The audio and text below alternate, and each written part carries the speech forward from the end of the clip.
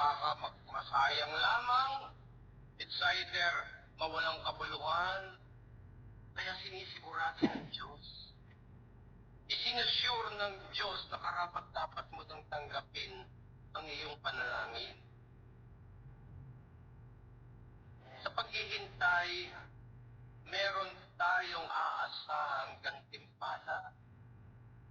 Sa paghihintay sa katugunan ng Diyos, nandoon yung pagpapala. Kaya guys, matuto tayong maghintay.